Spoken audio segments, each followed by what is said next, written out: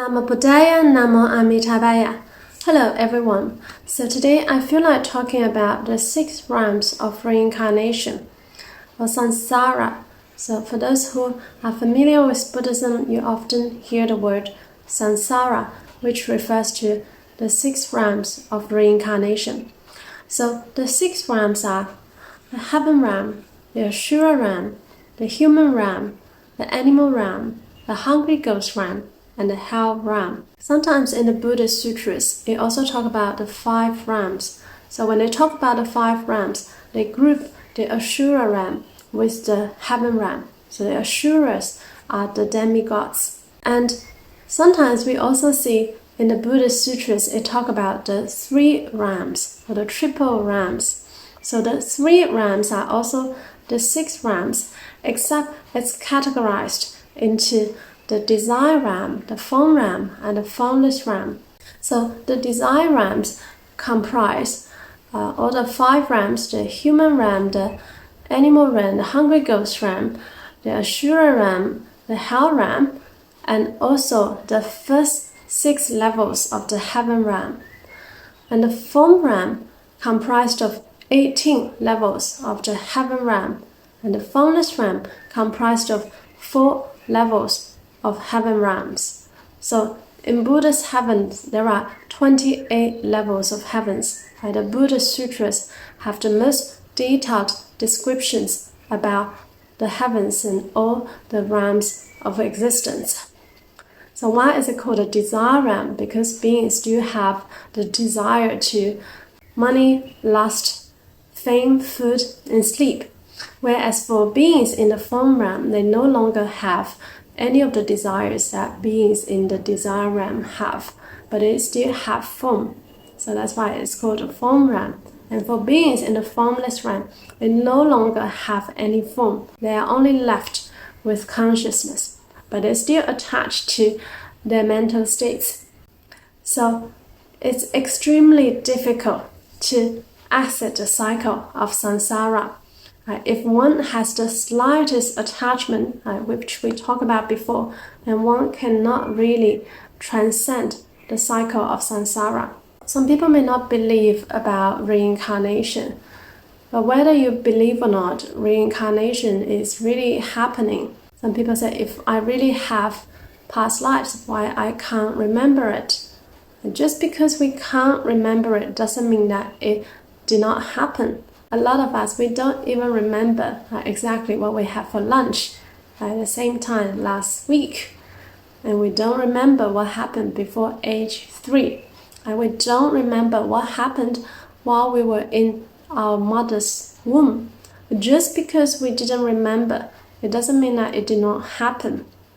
So we indeed have past lives.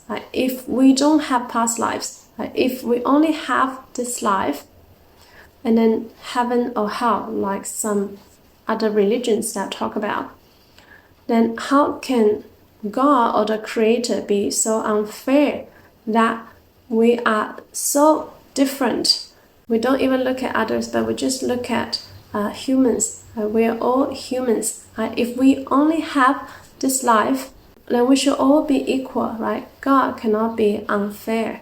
And why someone, they were born with extreme beauty or extreme wealth, they never have to work in their life, they have all the wealth in the world, whereas others, they were born in extreme poverty and they have to suffer so much in their life. And some people, even if they work really hard, they don't actually gain much money at all. Some people, they were born with disabilities. Now how can we explain all these differences? We cannot blame God or Creator for our misfortunes, right? If there was a God or Creator that creates all of us, or some people say by nature, we were born by nature, then this God or nature, it has to be selfless. It has to be fair. It has to be compassionate and equal, and we should all be blessed with the same blessings, same wealth, same beauty. But how come there are so many vast differences amongst all the human beings in our living conditions? level of intelligence, appearances, wealth, etc. So it must be that something had happened before in the previous episodes that we didn't see. The Buddha offered a more logical explanation. We are all different as a result of our karma. Karma is our intention, intending our thought through our body, speech, and mind. So due to our accumulated karma, that we create the life that we are currently in. So do not blame anybody if we felt that our life is a bit misfortunate in this life. It had to be connected to what we had done in the past. It is really our karma. We are the product of our karma.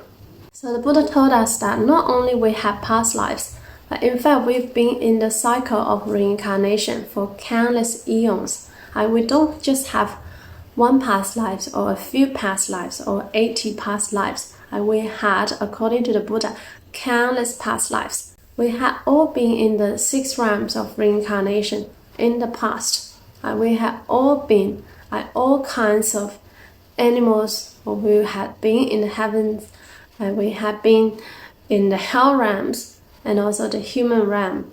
Like the Buddha said, all the humans, all the beings in the 6 realms of reincarnation, there wasn't one that had not been our past lives, parents, mothers, relatives. So all of you that are watching my videos, we had definitely had connections in our past. So it's not just in this lifetime that we only met. So why is reincarnation not so ideal? And why the Buddha wanted us to transcend the cycle of reincarnation? If we are always in the cycle of reincarnation, we will always experience this endless suffering, endless unsatisfactory. In the human realm, there's always the suffering of birth, old age, sickness, and death, and not getting what you want, and to be with people you dislike, and the suffering of 5 skandhas, the suffering of the physical and the mental. So I'm only talking about the suffering in the human realm, and there are more sufferings in the animal realm, the hungry ghost realm, and the hell realm. So if we are trapped in samsara, we will always experience endless sufferings. Even the heaven realm is not the end. The Buddha said the heavenly beings enjoy a lot of blessings, but still their lifespan is not eternal. They have extremely long lifespan, but there will still be a time that their lifespan will be finished, and then most likely they will fall into one of the lower realms. So samsara is like a rat race. It is just endless suffering. That's why the Buddha wants us to exit the cycle of samsara and to obtain nirvana, to realize Buddhahood, to realize the true nature of who we are, which is infinite light, infinite life, no birth and no death. So we actually don't have to go through all the sufferings of birth, sickness, old age, and death, and all kinds of sufferings. Our true nature is actually no birth and no death, infinite light and life. So the Buddha taught us 84,000 Dharma gates, like a lot of Dharma gates to help us exit the cycle of samsara. All these Dharma gates can be categorized into 2 categories. First is self-effort. Through one's self-effort, through one's intense cultivation, intense meditation, one cut off all the afflictions, one cut off the afflictions of wrong views and wrong perceptions, and attained nirvana at the stage of arahant. And we talked about what is an arahant before. An arahant has cut off all the wrong views and perceptions, and one can realize enlightenment at the stage of arahant, which allows one to exit the cycle of samsara. But this is extremely difficult. I will talk about before. Even for one to have the slightest attachment, one cannot exit the cycle of samsara. And another is the other power. One relies on the power of Amitabha Buddha, a perfect enlightened being who vowed to receive all beings in the 10 directions. If we recite his names at the time of death, even for 10 recitations, we will be able to see Amitabha Buddha to come to receive us and deliver us to his Pure Land. So we'll migrate our consciousness to Amitabha Buddha's Pure Land, a world with no suffering and all bliss. And in there, we can quickly realize enlightenment and a perfect Buddhahood. This is due to Amitabha Buddha's great vows. So under the guidance of perfect enlightened beings like Amitabha Buddha, like Guan Yin, in the Western Pure Land of ultimate bliss, we'll be able to realize enlightenment and the final Buddhahood quickly. This is indeed real. So it's like we have two ways to exit the cycle of samsara. One is to walk the stairs by ourselves.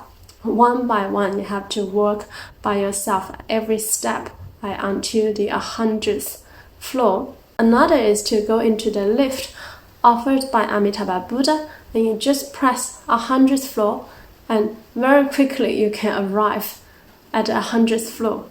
This is indeed real. The Buddha talk about it in the sutras. In many Buddha sutras, the Buddha talk about Amitabha Buddha and his Western Pure Land and told us to take belief in this Dharma and to vow to attain rebirth in Amitabha Buddha's Pure Land. This is the easiest method for us to exit the cycle of reincarnation. And for all the beings, particularly during the Dharma ending age, as it's extremely difficult for anyone at this time to realize enlightenment by their own self-effort, as the Buddha already predicted in the sutra. So in the next series of videos, we will also talk about the different realms of existence. So I hope this helps. Namo Buddhaya, Namo Amitabhaya.